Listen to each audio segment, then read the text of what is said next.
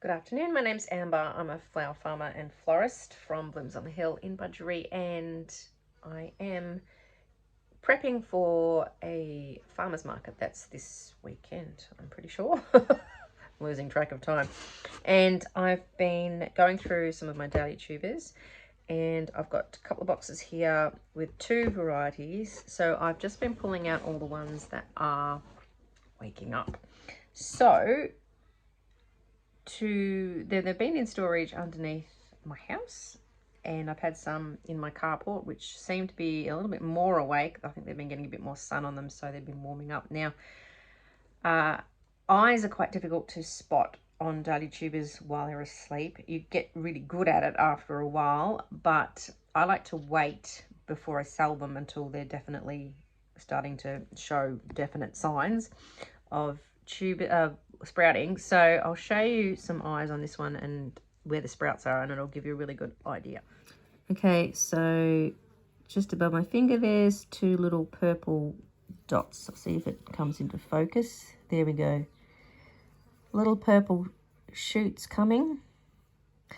So they're ready to go. Now, Winky Cavaliers, which is what that one was I showed you, I've got a little box here with some to take to market. I've got 3 massive buckets full of this variety. This is a fantastic one. It's a sort of a cerise pink purple colour. The plants grow really tall. They produce an abundance of flowers. You get really, really big clumps of tubers. And they're really easy to divide. They store really well, hence why I have 3 massive buckets full of them now. So I've got lots to take to market and still lots to sell to people. And they're a nice, smaller, not really small as a pom-pom, but they're like a nice size, and they last really well in a vase. So these are good ones. I've also got some Joy Burketts. I do have quite a lot of these ones as well. And I'm about to go through some other buckets and find some other ones that I can take along with me, ones that are looking more like opening up and waking up, which would be great. Right, I'm just going to show you in the boot of my car. How bizarre. Now, transporting flowers is really tricky. If you had just a normal sedan, it wouldn't be possible. I've got a SUV thing, and these crates, these are actually old crates. Can't remember where we got them. I think from a clearance sale. I've got quite a few of these, which I use these for decorative purposes with my stall at farmers markets. What am I saying? Farmers markets. And to transport them, I use cardboard boxes, so I can fit my buckets of flowers so that they all squish up against each other and stand up nicely. And obviously you can't stack layers of flowers because you can't stack buckets of flowers. So last year I actually had one bigger box for this area here, because I put my 2 tables that fold up. They'll be underneath these boxes, and normally this one was sitting on this side, but I'm rearranging because I did have one big box that held 9 buckets, and then it disintegrated after last season. So I've had to reorganize that, but I'll just kind of have a Tetris thing going on here with boxes and fill those with the buckets of flowers. Then on the floor in the back seat of my car, I'll put the marquee, and that lies across the floor. And then I also, just stack other things in amongst the back seat. And I can only take one person with me to market, so my daughter likes to come, and then she's got to ride in the front. And I have a ute, which I will be using, and it's just literally come home now because my son and I have bought a ute together. So once my husband brings me home a canopy to go on the ute, I will be using that to transport my flowers, which will be really good. But we share it. He takes it to his job and on the weekends I should be using it for flower farms. So that's ideal and I'll have to get my husband to work out a system of fitting all the buckets in and standing up and all that, but that'll be a lot better, and I might even be able to trade out of the side or the back of my ute. But for the moment it's the car. Right, in my greenhouse now, it's super glary, and I've done a lot of sowing of summer annuals and some vegetables, actually only tomatoes really, and they all need a water. but I will show you what I've sowed. And they've all, well, not all of them, but a lot of them are coming up nice and quickly now that it's really getting rather warm in here. And what else have I done? Oh, they've come up. Oh no, asters.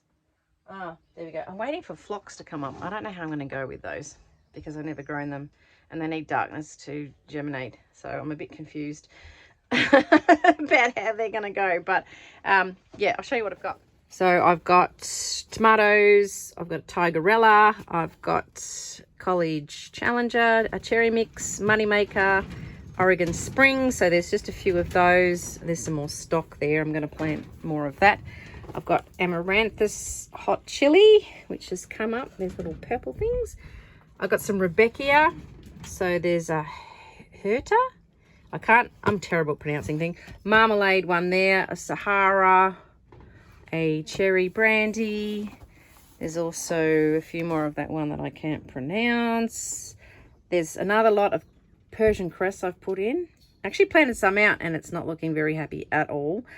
I've got a Snapdragon. There's not much of that and I don't know how it's going to go. There are some Gomphrena, a tall rose one. That was good. I've got some celosia, a flamingo feather, and a Texas plume summer sherbet, which is coming up. Here it is.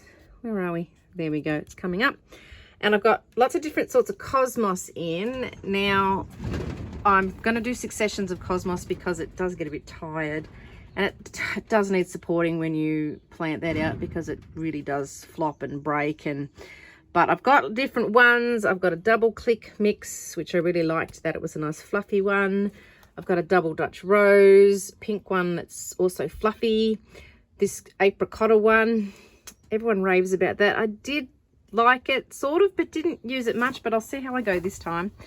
Cupcake one, that's the blush. There's a double Dutch in white. White is always good.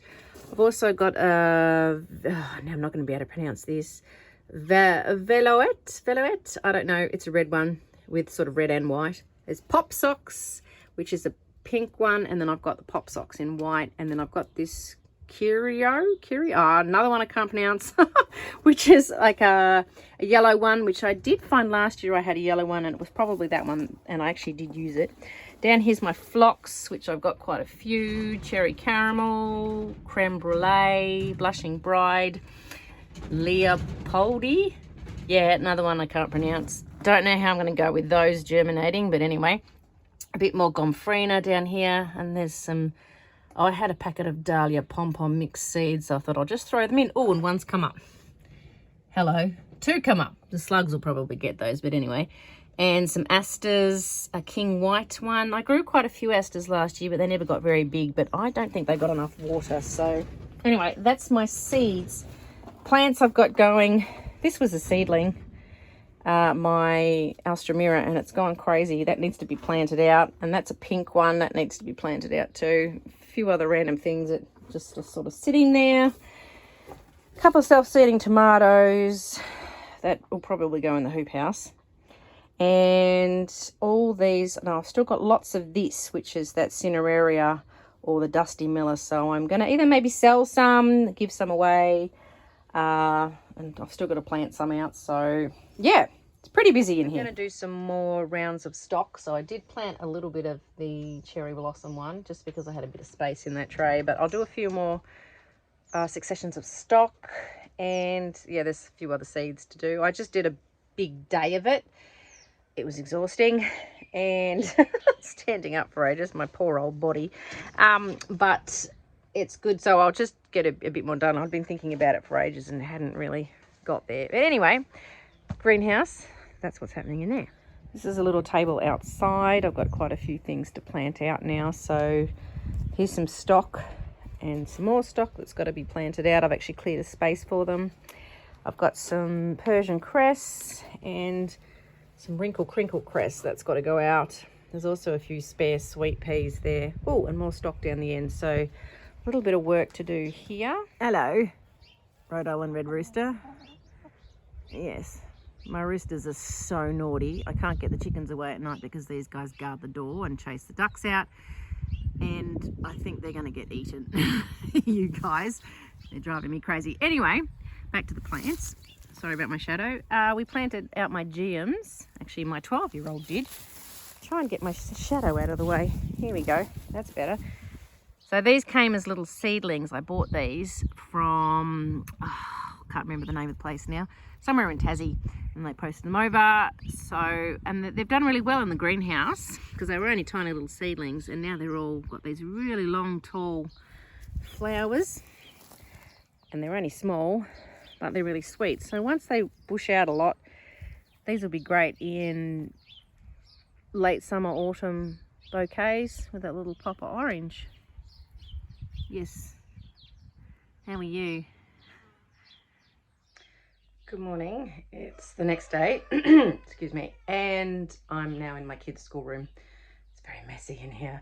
And I'm going to go through my dried straw flowers. These are from last season. So they have actually been hanging up over winter. And I'm going to see out of these which ones are good to take to market this weekend. So there's some that have actually opened up too much, and there's some that are still okay. So they're in bunches of 10.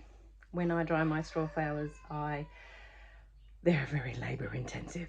They're great, but you got to be prepared to work for them. I bunch them up in 10. I put elastic band on them, so when the stems shrink a little bit once they start to dry, they don't just all fall everywhere. Elastic band will keep tight on them. And then I've hung them all up on a piece of string across the room. I once had this string break on me. It was a disaster. Anyway, it's a double string now. So I'm just going to go through all these, and find out which ones are good to take, because I am struggling on flowers. This is difficult with flower farming and early spring if you're doing farmers markets. I sort of want to get into the markets as early as I can because you're sort of a presence. For me, I have more dahlias, so I have lots on display during mid to late summer, autumn. It's all good, but early spring for me is really hard. So next season, I'm going to look at getting more ranunculus up. Each season, I'm learning more and more about what to plant and what not to plant. So I think there'll definitely be more ranunculus next season. And that cow is, oh no, I'm looking at a cow. It looks like it's an odd shape. It's in the distance. It's just got its, all good. Cow's all good. And I'll probably I'm trying to try some in a hoop house. So I might buy another hoop house and make that one for me, because the one that we've got, my husband has laid a claim to for his veggies. So we might try to have more ranunculus for next season. But for the moment, I'm going to go through these and see how they go, if I can get anything to take, because it's going to be a bit sparse at market. Okay, so I've got you propped up on some books. It's incredibly high tech. Here, now what I'm looking for with these straw flowers is, this one is okay, really, because it's not like fully opened. Any that are, and here's another good one. So that's still relatively closed. But ones I've got in my little rubbish pile here, I'm going to go out to the compost. As you can see, this head's really blown open. So that's no good. And look, the dry flowers will do that eventually. I put some in my house and eventually they did that. They were getting light from the sun on them. And yeah, they don't last. When they say everlasting, they're not everlasting. And they will eventually go, but you do get quite a lot of time. I had maybe 4 or 5 months out of mine. If you put them somewhere where it was darker, you could potentially get more. See, some of these have obviously not been getting direct light on them, and they've lasted all right. So just here's a bit blown, going through them. Yeah, it's a bit slow. They're very, very, very delicate.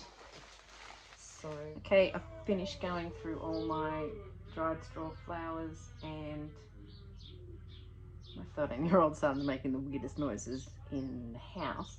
Anyway, I wrapped them up. I bunched them up into 30s and I popped them in this basket. It used to be my mum's, and so they're going to be displayed like this at market, which is actually, I think it looks really good. Normally I'm not very good at display when it comes to my market stall with sort of buckets with flowers, and anyway, this year I'm making a bit more of an effort.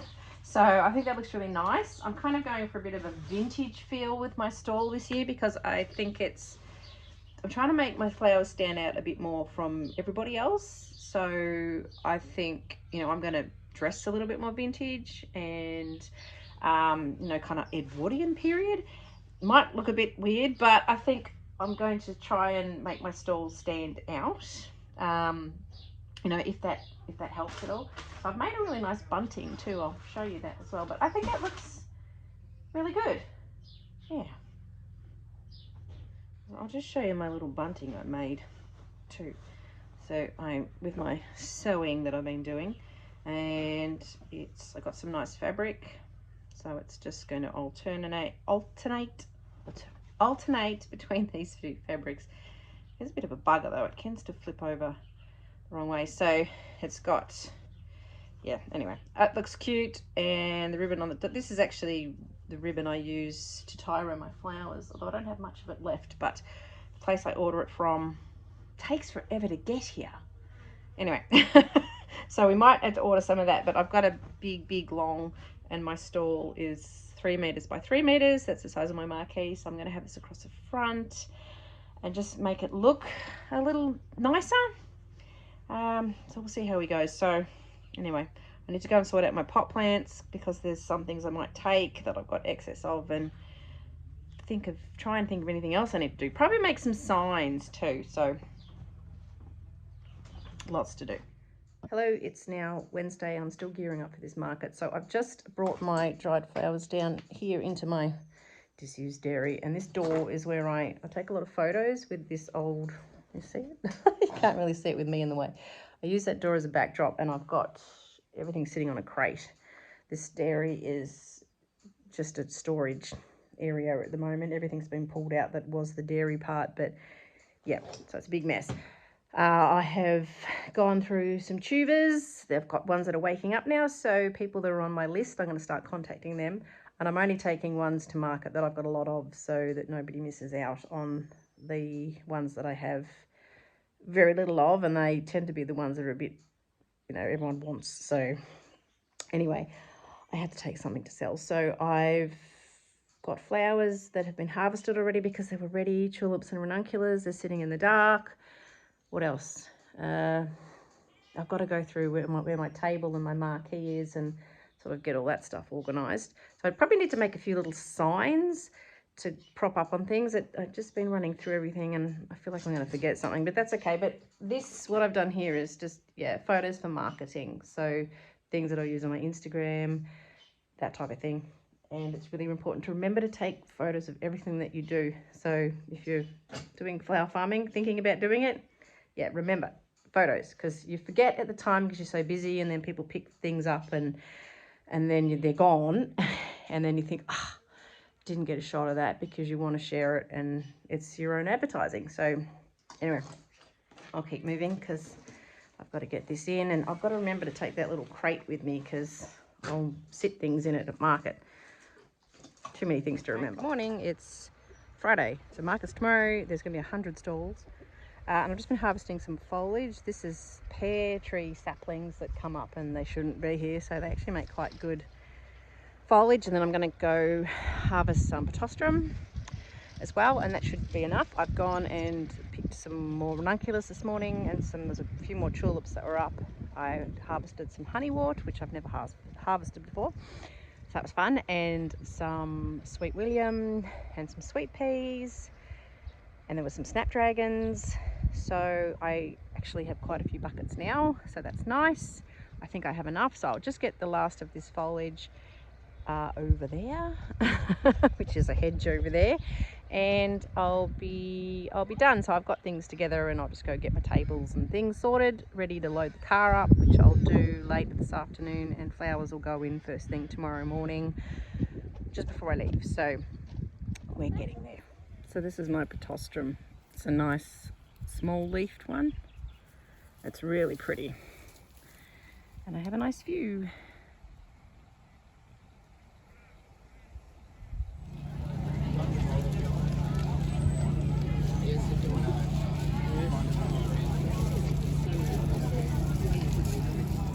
Hello again, finally. It's Saturday afternoon and I'm back from market.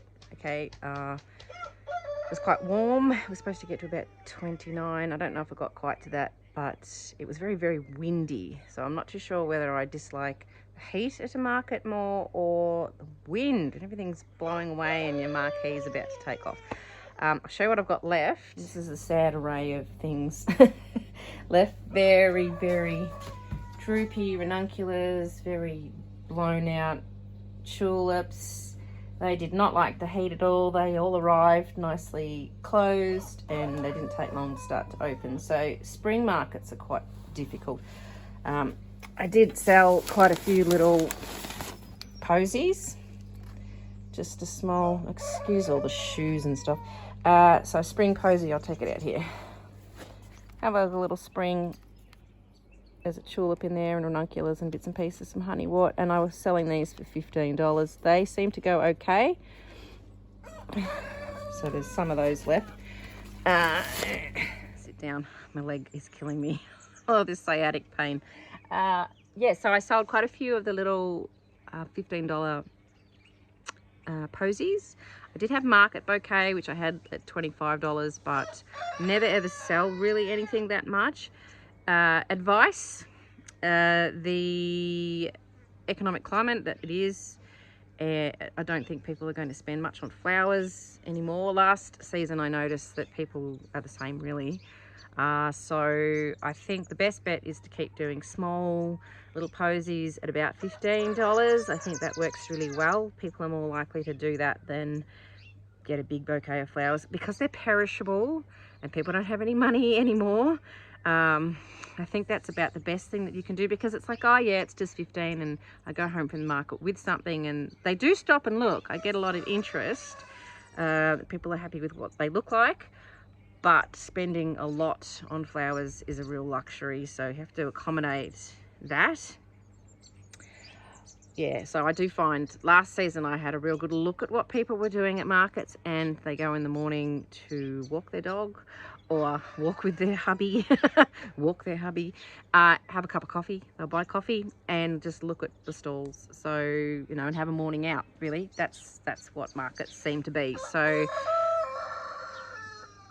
that's my Rhode Island red roosters. There's 2 of them and they're going tonight. Well, tomorrow morning they're going. I'm sick of them. They're beating up my other chickens and ducks. So sold the roosters, yay. Yes, okay, complain about it. Anyway, so that's the market. I hope you might have maybe learned something. It's probably a bit long, drawn out video for this one. Markets they're worth it. I actually did pretty well today for spring flowers. I always do better midsummer to autumn when I have the dahlias. That's when I do much better, but I was really quite surprised today. My goal, I think, is to eventually not to have to do markets at all because they're exhausting, and I'm finding that the pain I'm in with all my hip and back problems, it's too much work. So my goal, I think, is to have more weddings, which I've actually booked a big one for November, early November for next year, which is actually just a neighbour up the road, so that's great. And just selling bouquets from home would be also something I'd like to do, and then just running some down the post office. That would be my ideal little business, and not have to do markets, because it is a lot of work for not much return. So yeah, anyway, stew on that. Have a good rest of the weekend. It's grand final day here in Victoria. I don't care. I don't care. And thanks for watching. I'll catch up with you another time. Bye.